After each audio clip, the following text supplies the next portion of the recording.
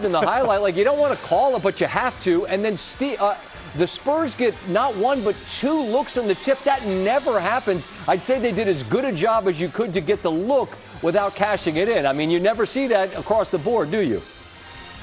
Well, I say the Lakers dodged multiple bullets. That's probably an understatement. When you look at what they did at the end of this game, I'm saying to myself, if Champagnie makes those free throws, they go to overtime and the Spurs win the game. I mean, you're talking about anatomy of a collapse at the end of a game. All you have to do is inbound the ball if you're Marcus Smart. Anybody touches it on the floor, you go get your two free throws, less than a second to play, you're going to win the game. Instead, that happens. They get beat on a cut to the rim. But the Spurs ultimately couldn't make those free throws, and the Lakers get a win. A win that didn't look probable to me, Scott, at the beginning of the fourth quarter. The Lakers' offense had really bogged down. Spurs were rolling at that time, but the Lakers flipped the script in the fourth quarter, and they get a win to get to 7-2. And Luka goes for 35, and we all saw the pictures in the summer where, all right, cool, he's going to get dedicated to fitness, and you see it on the floor. I'm interested in the seat that you have and what looks different about the game he's playing as a result of carrying less weight with him.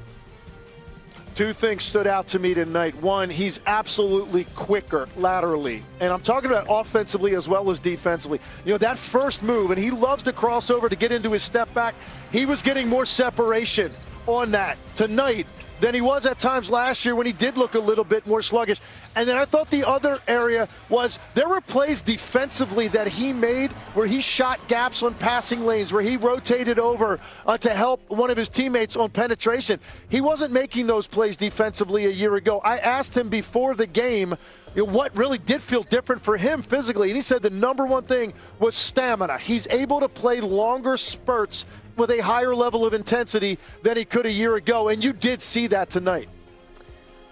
My guy Marcus Spears, a.k.a. Swag, told me when he had the front row seat down in Dallas, Scott, this man's 7'17", watching Wembanyama. You get to see it, this newer version, and he does foul out in this game, but are there noticeable differences, Tim, to you about where his game is evolving? Obviously not a finished product yet, but what do you see now?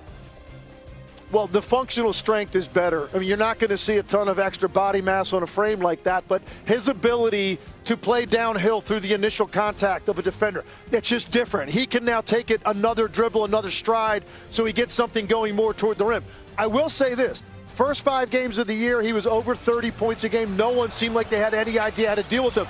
This is now 2 games in a row. He's got 28 points total in the last 2 games, and I don't think he really caught the ball in the spots he loves to catch it tonight the way that he was the first 5 games of the year. So good job by the Lakers.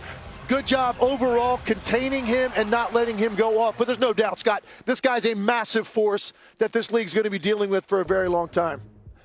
Legs, great to visit with you. So much fun to watch you on the call. We'll talk again soon, all right?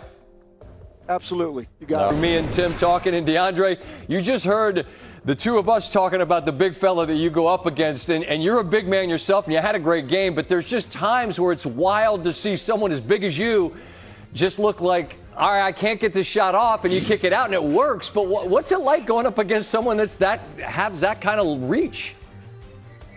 Well, you make you think twice for sure. Honestly, it was a team effort. Just knowing personnel and knowing that, he's a great shot blocker, and, just moving the ball a little bit and getting him out of our paint. It's early in the season, and you guys don't have all hands on deck. But with so many new pieces, DeAndre, to start the way you are as you're learning one another, how positive is the energy around your group, given the way you all have played? It's surely welcoming. There's a lot of terminology and a lot of accountability as well. We're just keeping the vocal point of keeping togetherness as our number one thing and our number one source to get some of these games done. It's early, but is it too early to say, DeAndre, that you found a home that can be a home where you could just plant yourself, grow roots, and say, this is where DeAndre Ayton's going to make a run in this league. I'm going to hang out in L.A. and play with this squad. Yeah, I feel great, honestly, but it's up to the fans. I'm going to just keep trying my best to contribute in every game possible. Right on. All right, let me close with this. Just a thought on Luka. I mean, we watch, and I was just asking Legs about the fitness and the shape, and he's one of the very best players on the planet. What has the early returns been like for you to play with him? It's been great. It's been fun. Just seeing how much gravity he brings towards the defense, and just knowing that you have to be ready, pass like a wizard. So you got eyes in the back of his head. So you can't be too surprised, and I'm getting used to that as well. But it's truly fun to play with him. Yes, sir, baby. Truly fun to play with him, and just hear him and his terminology and communicate with me out there. Yeah, keep your eyes on him, because that ball's coming your way, and he's going to find you, and you know what to do with it when he does. DeAndre, thanks for taking a minute to throw the headset on. Good luck, good health this year, all right? Thank you so much. Yes, sir. Done. It was almost a disaster of an ending. I hope you guys can explain to me what just happened right there. Out of 82 games, you're going to have several ugly games, that don't always look pretty, some mental mistakes. But overall, you still got to play 4 quarters. And the Lakers found a way, when they were down in the 4th quarter, they found a way to, stick the defense to San Antonio. They were able to occupy Wemby, got him in foul trouble early, made it very difficult for him to play aggressively. He finally fouled out. Didn't shoot the 3-ball well, but got a ton of free throws. That kept them going. Offensive rebounds helped a lot. Steals, they had 8 steals. So, they did what they had to do at home to grind out a win. And I'm sure they'll look at it and, look at some mistakes. I thought the bench for the Lakers, came in and provided, some support. And just sometimes you got to pull ugly games out and win them. Rob, on a night where they won the turnover battle, the Lakers, they won the second chance points, they won points in the paint, but there was inefficiency on offense, which we have not seen a lot from this Lakers team. Found themselves down 11-12, then they cut it to 8, back up to 9 and 10. What was the key in that 4th quarter to the win? Staying strong. I think when you play a team like San Antonio, your focus was on Wemby. And as your focus is on Wemby, you get a lot of guys get a lot of open shots. And if you watch how the Spurs played in those first 3 quarters, they got a lot of open shots. And then when Wemby got in foul trouble, they was able to change their defense in and lock up and stay with their man. And that's a big key. That's one thing when you have a dominant player like a Wemby, like a Luka, it should provide pot shots for people. And, you have to give it up to San Antonio. Their bench played off. I think they had 38 points compared to our 21 points. Most times we say, 21 points on our bench, that's awesome. But you look at San Antonio's been 38, like, wow. But overall, it's all about the 4th quarter. The Lakers won that 4th quarter 30-20. And so that's how they were able to withstand this run that San Antonio started the game with. And James, what we are seeing right there is the Lakers had the game won with 1 second. Their ball, Marcus Smart makes that mistake, taking the ball out of bounds. It's Spurs ball. This looks like it goes off Johnson's knee. They didn't review it. So there's, 0.3 seconds left. And there was an issue with the switch with Rui and Jake. Jake's behind him now. The foul is called, and he misses the first free throw. Yeah, when you're switching, particularly in the last second moments like this, you have to come together. You have to come together and almost touch one another to make sure that guy doesn't split that switch. And he did, and Jake was behind him, and he definitely got the foul. But Big game, you called Champagne missing one of his free throws. Anytime I can always tell when a guy trying to be too cool, like I ain't scared. If that would have been me, I would have been back in half court, wiping my hands off, getting ready, concentrating. But yeah, he gave us one. And hey, look, Marcus Smart, he's probably made that throw 1,000 times. As Rob said, we were watching it. It was the right play. Right play. Just didn't get his feet set. And a lot of times referees won't even call that, but it was so obvious that he was out. He had to call it. But you live and learn, pull out one, move on to the next one. Rob, defending Wemby, that's about as good a job, I think, as you can do. He was just 5 of 14. He fouled out from the game. He had 19 points total. Most of those came from the free throw line. He only had 1 block.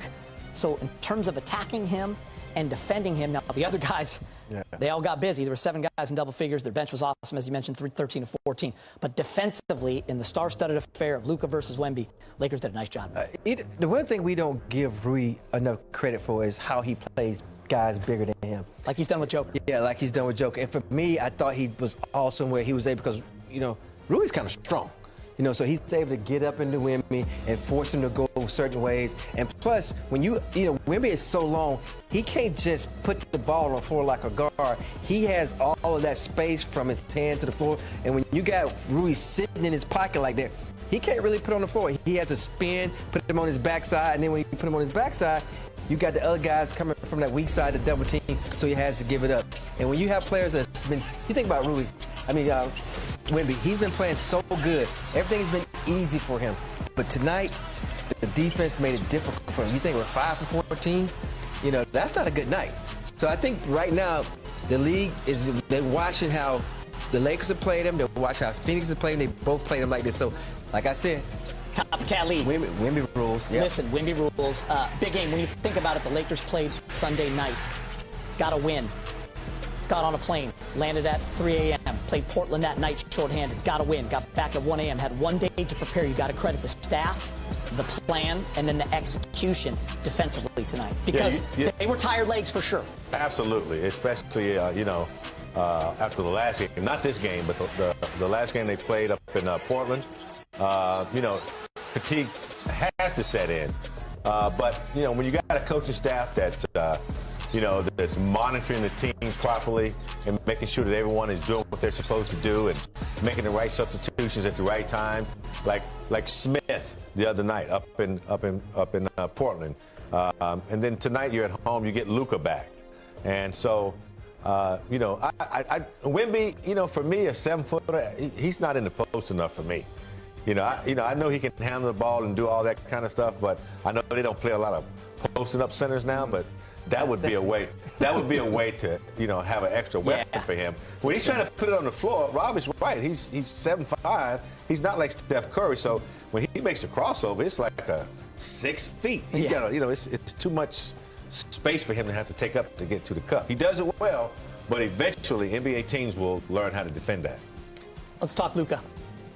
His line, 35 points, 13 assists, 9 rebounds, and 5 steals, but inefficient for him in terms of what we've seen, just 9 of 27. But here's the beautiful thing about Luka, finds a way to get it done. Hits the big shot to get the lead, got to the line 17 times, missed more than he wanted, but still made 13. And hit 4 threes tonight, Rob, which was also... 4 for 11 for 3. And I think with Luka, he sometimes he plays too slow. And because he's trying to get his shot off, when sometimes he needs to just go, because you saw how Rui was shooting the ball tonight.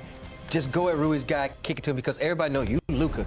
They're going to double team you. So that's the way to get your guys into the game. Also, they're not going to back off next time you got free range to the rim. And I know a lot of the baskets that he didn't miss because it was like a lot of the baskets he missed because he was trying to go to the hole and he was like, okay, there's a 7'5" guy down there, so should I shoot this or not? But I thought overall he handled the game pretty well. Played really good defensively, getting the passing lane because people say, oh, Luka's not going to get that, but he's sneaky fast. He seems to know how to monitor the game, at its present time, like whatever it needs. Like fourth quarter, I saw him getting the guys together. They were behind, and I saw him kind of encouraging the guys. And then, he's a shot maker, playmaker, and I think with him on the floor, he kept the guys poised. Because when you got Luka on your team, you kind of feel comfortable